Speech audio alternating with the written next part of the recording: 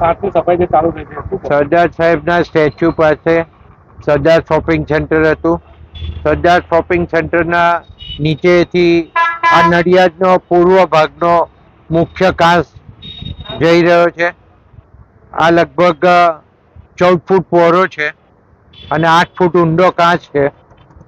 અત્યારે તમે જોઈ શકો છો કે 100 ફૂટ કાંસની અંદર એક જ બાજુએ, હજુ એક જ બાજુએ, હજુ બીજી બાજુ સાફ કરવાનો બાકી છે. એટલે લગભગ 6x8 નો એક કાંસ, એની અંદર સફાઈનું કામ ચાલે છે અને લગભગ 100 ફૂટ જેવી સફાઈ કરતા કરતા એ લોકો જેસીબીથી આગળ ગયા છે. પણ હજુ એમાં પણ હજુ કામ કરવાનું બાકી છે. અને આજનો આપણે આંકડો લીધો અત્યાર સુધીનો, તો 150 ટ્રેક્ટર મડ નીકળ્યો છે અંદરથી. અને આ પૂરેપૂરો ચોકઅપ જ હતો. અને અગાઉ જે પ્રમાણે મ્યુનિસિપાલિટી હતી ત્યારે પણ કહેતા હતા તે પ્રમાણે આ જે પૂરેપૂરો ચોકઅપ હોવાના કારણે જે વરસાદી પાણી છે એનો નિકાલ થઈ શકતો નહોતો.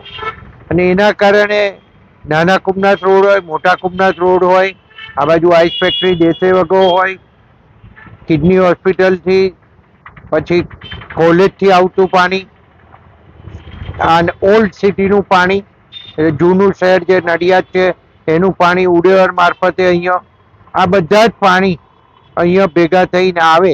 એમાં આ બધા જે મેં કયા એરિયાની અંદર પાણી ભરાઈ રહેતું. અને એમાં આંખની હોસ્પિટલ આપણી સૌથી મોટી સંતરામાય હોસ્પિટલ, એની અંદર પણ એ પાણીમાં 4 મહિના આપણે રહીએ જ છે. એ રીતના નાના કુમનાથ રોડ ઉપર પણ જે કિડની વાળો રોડ છે એની ઉપર પણ પાણી રહેતું. બાસુદીથી દેસે વગા બાજુ જાય છે એમાં પણ પાણી રહેતું હતું. એટલે દેસે વગા બાજુ જે હોસ્પિટલો છે, ચિલ્ડ્રન્સ હોસ્પિટલ ને બધી ચૈચવ ને બીજી બધી હોસ્પિટલો, એ બધું પાણી થઈને જવું પડે.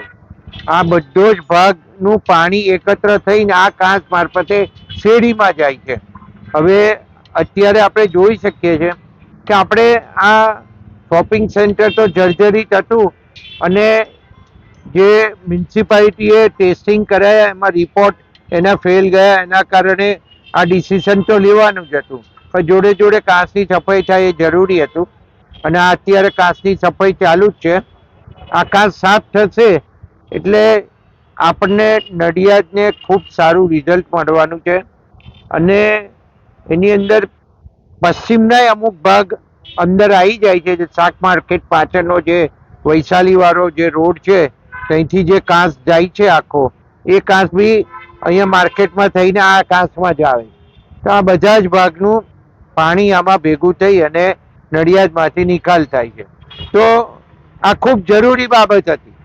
પણ સમહાવ જે કોર્ટમાં ગયા અને કોર્ટ મેટર થઈ એના કારણે આખું ડીલે થયું. ડીલે થવાના કારણે આ કામગીરી થઈ શકતી નથી. પણ આ ખરેખર સાચું અને નડિયાદની જનતાને અને નડિયાદથી આજુબાજુમાંથી આવતી જનતાને ખૂબ મોટી તકલીફો પડતી હતી. હોસ્પિટલો વાળાને પણ ખૂબ મોટી તકલીફો પડતી હતી.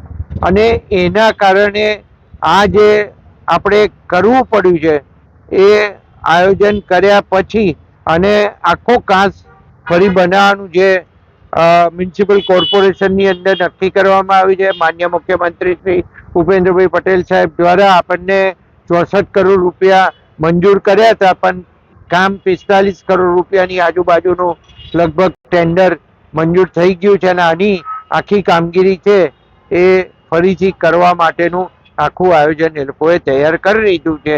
એ આ કાંસ અહીંયાથી આગળ પાછળ દુકાનો નીચે જે છે ત્યાં થઈ અને શાક માર્કેટ નીચે થઈ ને જે અલકા સામેનું જે શોપિંગ સેન્ટર છે એમાં પણ નીચે કાંસ છે અને આગળ રોડ પર કાંસ છે. એ બધા જ કાંસ સંતરામ મંદિરના અંદર થઈ પાછળની બાજુએ થઈ અને વિઠ્ઠલ કન્યા વિદ્યાલય રોડ ક્રોસ કરીને બાસુદી અને બાસુદીથી એ બધા જ કાંસ જે બીજા બધા રોડોના છે એમાં જોઈન્ટ થાય છે. તો આ ભાગ નવેસરથી થાય તો નડિયાદને ખૂબ મોટો અગાઉની વર્ષોની અંદર અને ચોમાસાની અંદર રાહત આપવા વાળો ઘાસ આપણને મળશે. આ ઘાસ સાફ થવાથી જે ગંધારા છે એમાં કઈ ફાયદો થવાનો એમાં પણ ફાયદો થશે. એનું કારણ છે કે આપણે ત્રણેય ગરનાળામાં પંપ જે મૂક્યા છે એ ત્રણ ગરનાળાના પંપનું જે પમ્પિંગ થાય ચોમાસાની અંદર અને એનું પાણી આ જ કાંસમાં આવે છે અને આ જ કાંસમાંથી નિકાલ થાય છે. એટલે આ સાફ થવાથી લેવલ તૂટશે અને લેવલ તૂટશે અને પાણીનો ઝડપથી નિકાલ થશે. એટલું જલ્દી પાણીનો નિકાલ થવાનો.